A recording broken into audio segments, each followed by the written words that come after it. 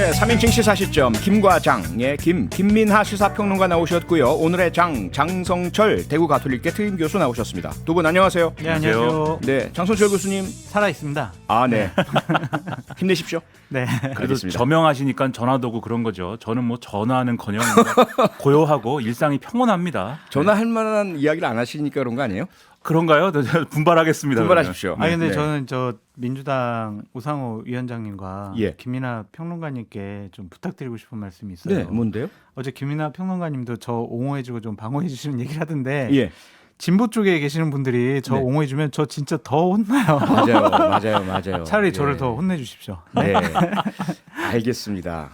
네, 지금 저희 모습 유튜브로 생중계되고 있으니까요. 유튜브 MBC 라디오 시사 채널로도 함께해 주시면 감사하겠습니다. 오늘도 실시간 유튜브 인증 이벤트를 진행합니다. 뉴스 하이킥 실시간 생방송 화면을 사진으로 찍으셔서요. 문자번호 샵 8001번으로 보내주시면 응모가 완료됩니다. 사진 전송은 100원의 정보 이용료가 있다는 것 잊지 마시고요.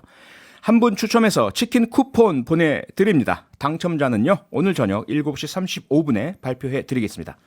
네, 이제 두 분이 오늘의 이슈와 오늘의 인물을 정리해 주실 텐데요. 먼저 김민하 평론가가 준비한 오늘의 인물 누구입니까? 위기의 이준석 대표. 네, 언제까지 위기인 것이냐? 아하. 네, 언제부터 언제까지 위기인가? 네, 큰일 났어요. 네, 특히나 비서실장 맡고 있던 박성민 의원이 사퇴를 했지 않습니까? 그렇습니다. 어제부터 이제 뭐 사퇴를 고민하고 있다 뭐 이런 보도가 나왔는데 네. 오늘 오전에 전격 사임을 했습니다. 이게 기용된 지 3개월 만인데 예. 언론에 보낸 문자 메시지에서는 일신상의 이유로 사임했다라고만 밝혔고요. 네. 그동안 도와주신 모든 분께 감사드린다라고 했는데 언론과의 통화에서 더 이상 내가 할 수 있는 역할이 없는 것 같다. 도움도 안 될 것 같다. 이렇게 얘기를 했습니다. 아하. 그러니까 도움, 역할 이런 게 뭘까를 생각해 보면 네. 뭐 이 언론의 표현으로 이른바 이제 친윤계로 분류되는 인사이고 그리고 이제 윤석열 대통령하고 이준석 대표 간의 가교 역할을 했던 인사이기 때문에 네. 그렇다면은 이런 것의 연장선에서 할 수 있는 역할이 없다, 도와줄 게 없다. 라는 건 어떤 의미겠느냐. 네. 여러 가지 해석들이 나오고 있고요. 사실상 윤리위를 하기 전에 이준석 대표가 자진 사퇴해야 된다라는 이른바 친윤계의 이준석 고립작전의 일환이 아니냐. 뭐 이런 평가가 나오고 있는 거죠. 네. 장성철 교수께서는 어떻게 보고 계세요? 그렇게 보여요. 그렇게 그러니까 보입니까? 예, 지금 이준석 대표를 옥죄기 위한 하나하나 뭐 단계별 여러 가지 방법들이 네. 진행이 되고 있다라고 보여줄 수밖에 없고요. 아하.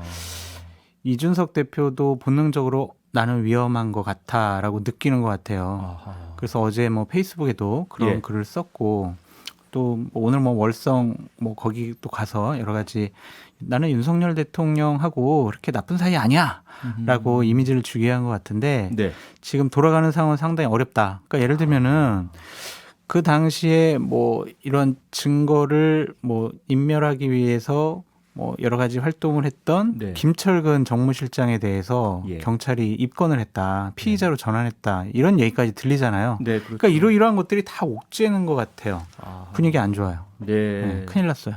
그러니까 이게 확실히 그러면 이런 건 있을 수 있어요. 예를 들면 윤석열 대통령이 이제 해외에 나가 있으니까 네. 그 사이에 이른바 이제 국내 윤핵관들이 수를 써가지고 되돌릴 수 없는 상황을 만드는 거냐 네. 이런 얘기도 할 수 있겠지만 근데 이 박성민 의원이 그만두겠다고 한 게 심상치 않아 보이는 게 네. 윤석열 대통령이 당선인 시절에 직접 이준석 대표 비서실장 해달라고 부탁을 해서 이제 하게 된 거거든요. 이게. 네. 그런데 그렇다고 보면은 역으로 생각할 때 윤석열 대통령이 명확하게 그런 이제 어떤 의향이 없고 윤석열 대통령이 직접 맡긴 임무를 끝까지 해주길 바랐다고 하면은 박성민 의원이 함부로 그만둘 수 있었을 거냐. 아하. 그게 아니니까 지금 그만둔 거 아니냐. 그래서 네. 이준석 대표는 계속 이른바 이제 일부 언론의 표현으로는 윤핵관에서 이제 윤심과 핵관을 분리 대응하고 있었던 건데 네. 네. 그런 상황도 먹히지 않고 더 이상 그걸로도 설명이 안 되는 예. 즉 윤석열 대통령으로부터 좀 뭐 우리가 시쳇말로 뭐 끈이 떨어진 거 아니냐 아하. 이런 얘기 안 할 수 없는 그런 사안인 거죠. 그러니까 본인도 그러니까 그런 해석이 가능합니다라고 아하. 앞서 들으신 그런 얘기를 하는 거 아니겠습니까? 네. 윤 대통령의 마음, 윤심이 이준석 대표로부터 떠났다 이렇게 보신다는 거죠. 그런 정황으로 보인다 이 그런 사건은. 정황으로 보인다. 네. 이준석 대표가 이런 상황에서 이제 모두 달리면 됩니다. 뭐 이런 식의 글을 썼지 않습니까? 이건 어떻게 해석을 해야 될까요? 이게 뭐 이런 글이었어요. 뭐 복잡하게 생각하나 모두 달리면 되지 그들이 감당할 수 없는 방향으로 이렇게 썼는데 네. 이게 뭐 한 줄만 가지고 우리가 무슨 뜻인지 알 수는 없잖아요. 예. 그래서 오늘 기자들이 또 물어봤습니다. 이준석 대표한테. 네. 네, 이렇게 얘기했습니다. 이런 계속 어떤 정치적 사안이 발생을 해도 개혁의 동력은 이어 나가야 된다고 본다. 그리고 당의 지지율 추세나 또 이제 정부 지지율 추세 같은 것들이 최근 부침을 겪고 있는데 이걸 돌파하려면은 작년 이맘때쯤처럼 개혁의 박차를 가할 수밖에 없다는 생각을 가지고 개혁의 방향으로 나가야 된다라는 취지를 이렇게 표현한 거다. 이렇게 얘기를 했거든요. 네. 근데 이게 제가 볼 때는 이게 국민들 눈에 이제 개혁을 하느냐 마느냐의 문제로 비춰지면은 네. 그래도 이제 이준석 대표가 이렇게 얘기할 수 있는 맥락이 형성이 되는데 문제는 지금 이준석 대표가 그러면은 이 개혁의 방향으로 나가야 된다라고는 결정적인 수단이 뭐가 될 거냐면 혁신위 활동이 될 거잖아요. 그렇죠. 그 혁신위 활동이 뭐가 되느냐를 놓고 이준석 대표가 네. 개혁은 이런 거야를 보여줘야 되는데 아하. 지금 혁신위가 논의할 거라고 하는 최대 쟁점은 공천제도와 관련된 거잖아요. 결국은. 그렇죠. 그럼 이 공천제도를 바꾸고 뭐 이렇게 하는 것을 지금 국민들이 어떤 개혁을 밀어붙이는 어떤 그런 이 깃발로 볼 것이냐.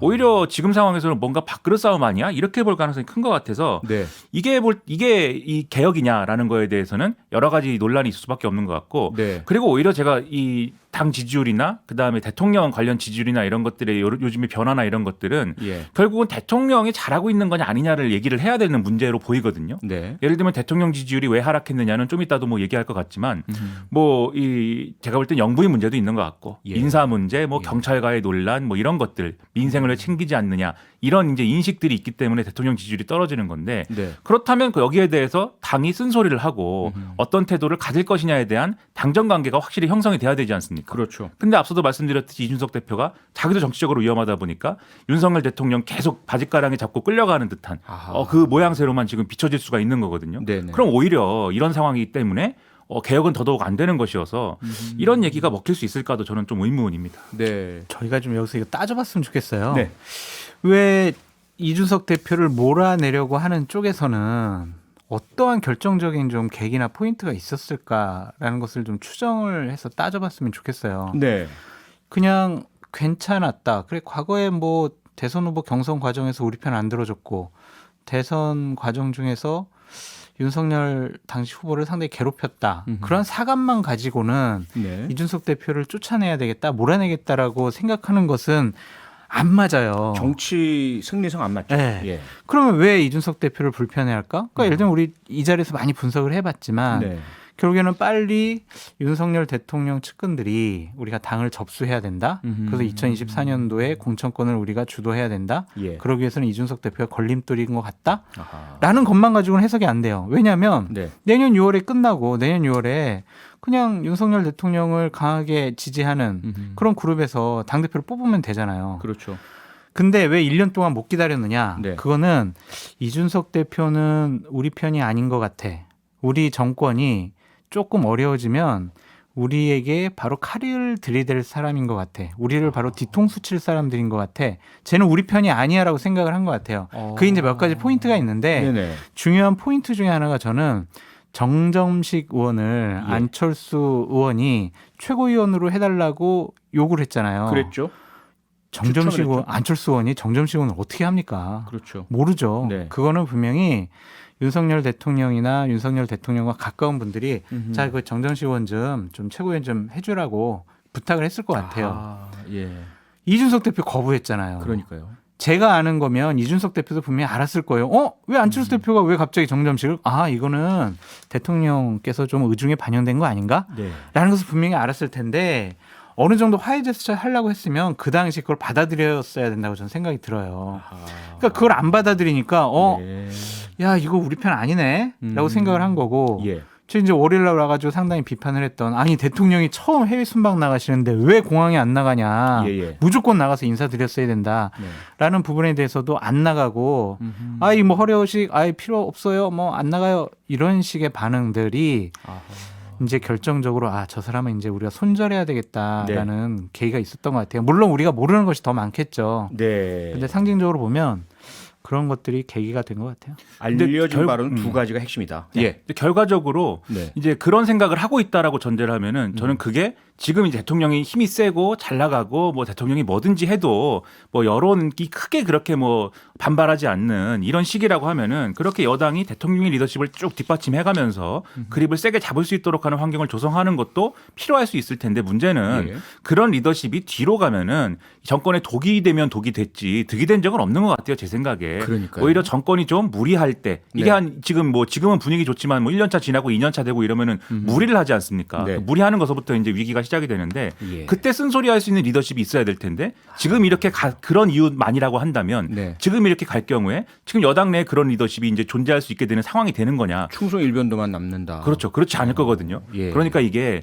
되게 굉장히 이중적인 감정을 가지고 이 상황을 바라볼 수밖에 없어요. 이준석 대표도 뭐 다 잘했다고 할 수는 없는 거니까 네, 네. 왜 저렇게 했을까라고 생각하면서도 이런 식으로 계속 밀리는 게 좋은 거냐? 저는 상당히 우려가 많이 됩니다. 알겠습니다. 네, 다음 이슈로 넘어가 보죠. 장성철 교수님 가져오신 이슈, 오늘의 이슈 무엇입니까? 민주당 어대명이냐 세대 교체냐 이 두 가지. 예, 그 민주당 전당대회 관련된 말씀이죠? 그렇습니다. 이제 전당대회 열기가 슬슬 올라오고 있습니다. 예. 아직 뭐 가장 핵심적인 인물인 이재명 후보는 아직 뭐 나 출마할게요라고 공식적으로 선언을 안 했지만 네. 제반 여러 가지 상황과 들리는 얘기를 들어보면 이미 이제 출마는 결심하고 사전 정지 작업, 네. 내가 출마할 수 있는 명분을 마련한 것처럼 보여져요. 네. 그 틈을 타서 이제 97세대라고 하죠. 예. 90년대 학번, 70년대생 분들이 지금 출마를 계속 선언하고 있어요. 네. 오늘 뭐 박용진 의원 출마 선언했고요. 어제 강병원 의원 출마 선언했죠. 그렇죠. 그리고 또 박주민 의원도 출마 선언할 것이다라고 지금 예측되는 가운데 예. 과연 이 97세대들의 출마가 민주당의 변화와 개혁과 쇄신의 바람을 불러일으킬 수 있을지 아니면은 네. 그냥 아유 어차피 뭐 당대표는 이재명 후보가 될 텐데 그냥 예. 뭐 들러리 쓰는 거야. 아직은 뭐 힘이 부족하지. 네. 그런 평가를 받을지 지켜봐야 할 것 같습니다. 과연 그러면 어떻게 해야 뭔가 좀 게임이 될 만한 상황이 될까요? 지설적으로 말씀드리면 어떻게 해도 게임은 안 될 것 같아요. 그래요? 예를 들어 97세대 이 후보들이 전부 합심해서 아니라? 한 명으로 힘을 네. 모아주고 뭐 이렇게 한다면. 근데 이런 것 같아요. 그러니까 제가 세대 교체를 하려고 하면은 예. 그분들은 여태까지 싸워온 것들이 많아야 돼요. 그러니까 예를 들면 지금 민주당이 대선에서 지금 지방선거에 졌잖아요. 네. 그러면은 지금 현재 리더십 가지고 86그룹들 가지고 그리고 대선 패배했고 지방선거에 패배에 책임이 있는 이재명 의원 갖고 당은 쇄신과 혁신을 할 수가 없어. 그럼 누가 있어? 97그룹 중에 누가 있을까? 라고 눈길을 지지층과 국민들이 돌리려면 이분들이 네. 그동안 5년 동안 민주당이 해왔던 국민적 비판을 받는 지점에서 자기 목소리를 냈어야 해요. 아하. 예를 들면 조국 사태 있었을 때 예. 조국 사태 이거 잘못됐다. 조국 잘못됐다.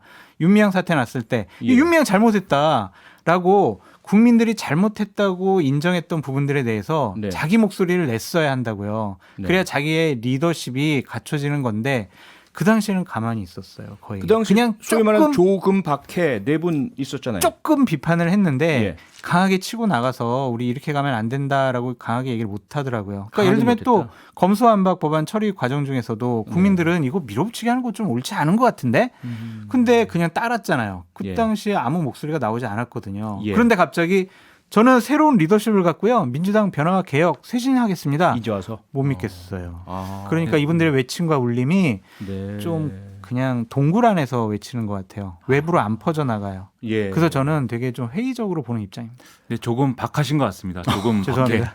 네, 조금 박해네요. 김민아 평론가 보시는 부분들은 저도 이렇게 큰 뭐 이런 태풍이 일어난다거나 이러기는 어렵다고 보는데 네. 일단 97그룹이라고 이름은 붙였는데 예. 97그룹이라는 게 뭐냐? 이게 90학번, 91학번 뭐 이러면 그것은 97그룹인가라는 의문도 좀 있고 아하. 지금 이제 이 여당의 경우는 어쨌든 뭐 밀려날 것 같은 분위기가 형성됐지만 이준석 대표잖아요. 네. 근데 이제 97학번이 나와도 잘 이게 뭐 그렇게까지 젊은가 뭐 이런 의문도 있는데 네. 그런 게 좀 비교되는 측면도 있고 그리고 이제 세대 교체의 최근까지 정치의 어떤 세대 교체의 어떤 뭐 그런 전형적인 모습이랄까 그런 건 어쨌든 이준석 대표의 탄생이었는데 그때 상황을 잘 생각해 보면은 첫째로 국민 여론이 있었죠. 뭔가 정권 교체를 하고 싶다. 그리고 두 번째로 그러려면은 국민의힘이 변해야 된다. 세 번째로 이준석이 대표가 되면은 국민의힘이 그래도 좀 변할 수 있다. 이 3단 논법이 있었는데 네. 지금 국민들이 윤석열 정권에 대해서는 좀 이렇게 좀 마음에 안 드는 부분이 있어도 외면은 할 수 있어도 바꾸자라고까지 얘기하지 않는 국면이잖아요. 지금은 얼마나 됐다고. 첫째로 그렇지가 않고 두 번째로 민주당이 변하면 정치 상황이 그럼 드라마틱하게 변할 거야라고 하는 기대를 갖고 있는 것도 아니거든요. 지금 상황이. 네. 그러다 보니까 지금 그칠 그룹이다. 이 젊은 사람이다라는 것만 가지고 승부를 보기는 어려운 국면인데 네. 근데 바로 그렇기 때문에 자체적인 무슨 메시지를 가지고 또 승부를 할 수 있는 그런 프로그램을 마련을 해야 된단 말이죠. 근데 지금 이 97 그룹이라고 하는 분들이 출마 선언도 하고 뭐 도전장도 던지고 뭐 이렇게 하지만 네. 그런 메시지는 지금 아니에요. 이재명은 안 된다. 맞아요. 이재명은 안 된다와 지방선거에 책임 있으니까 안 된다. 그다음에 뭐 팬덤 정치 안 된다. 이 정도지. 네. 당이 어디로 가야 된다라고 하는 거에 대해서 어떤 큰 어떤 청사진 이런 걸 내놓지는 않거든요. 네. 그런 점에서 아직까지는 한계가 있는 것이다. 근데 오늘까지는 그런데 뭐 희망적으로 얘기를 해야 되지 않습니까? 네. 내일은 모르는 거죠. 네. 갑자기 내일 뭔가 달라진다. 김연아 평론가님이 정말 중요한 포인트를 지적을 해주셨는데 감사합니다. 누가 이렇게 저에게 얘기해 줍니까? 중요한 포인트를 지적을 했다고. 아니 그러니까 민주당을 변화하고 개혁하고 쇄신시키려면 네. 제가 꿈꾸는 민주당은 이런 민주당입니다. 저 진보 진영 이렇게 바꿔나가겠어요라고 외쳤어야 돼요. 예. 그게 바로 출마의 명분인 거죠. 네. 근데 예를 들면 전해철 홍영표 의원 같은 경우에 나 출마 안 할 테니까 이재명 후보 나가지 마 이거고 박용진 의원이나 어제 강병원 의원 뭐 출마 선언문 보니까 네. 아 이재명 후보 안 돼요. 이재명 후보 안 되니까 저 찍어주세요. 아하. 왜 찍어줘요? 아니 제가 바꿀게요. 네. 메시지가 없어요. 그래서 그 부분이 좀 많이 아쉽고 안타깝다. 메시지가 없다. 아니 근데 박용진 의원은 대통령 후보로도 나섰고 서울시장 후보로도 나섰고 많이 본인에 대한 어떤 그런 청사진 던지고 그러진 않았었나요? 청사진을 던졌는데 예. 그게 특별히 이제 기억나는 게 없다라는 좀 생각이 들고 저는 뭐 솔직히 민주당에서 가장 좀 개혁적이고 네. 당을 바꿔나갈 수 있는 분은 박용진 의원이다라고 기대를 하고 있는데 네. 오늘 출마 선언 보니까 조금 약해 보였어요. 그러니까 청사진이 없다니까요. 예. 그러니까 모습 박용진 의원은 청사진의 뭐 이런 완성도도 중요한데 네. 약간 메시지가 일관되지 않다라는 느낌이 있어요. 무슨 얘기냐면 네. 요 근래 이제 박용진 의원이 국민적인 어떤 좀 이 열광적인 반응을 이끌어냈던 게 사실 유치원 그 맞아요, 관련 맞아요. 비리 문제 이런 거였거든요. 그랬죠. 예. 그게 이제 여러 정책의 어떤 이 카테고리를 보면 그건 민생 문제예요. 그러면은 박용진의 리더십은 민생이야라는 걸로 쭉 밀고 왔어야 되는데 네. 지난번에 대통령 후보 경선할 때 보면은 감세론 같은 거 얘기를 하지 않습니까? 예. 이건 또 민생 컨셉이랑은 안 맞거든요. 그게 좌냐우냐를 떠나서 아하. 그리고 이번에는 이제 97그룹 젊다 이거이시고 네. 그다음에 뭐 뭔가 하여튼 문화를 바꾼다라는 거에 코드가 맞춰져 있는데 네. 이것도 이제 지금까지의 정치 행로가 쭉 일관되게 저 사람은 저런 정치하는구나 이걸 형성하는 코드는 아니기 때문에 그런 거에서 지금 한계가 있는 것이고 다른 의원들도 사실은 네. 마찬가지인 상황이 아닌가 생각을 합니다. 그러니까 반 이재명, 비 이재명 갖고 본인이 지도자로 우뚝 쓸 수 없다. 뭔가 큰 담론을 던지고 가치관을 던져야 된다. 예. 그러니까 예를 들면은 지방선거 과정 중에 박지원 전 공동 비대위원장이 네. 당 개혁 방안이라든지 아니면 성범죄에 대해서 엄격하게 처리해야 된다라고 했을 때 뭐 네. 했냐고요, 이분들. 침묵했어요.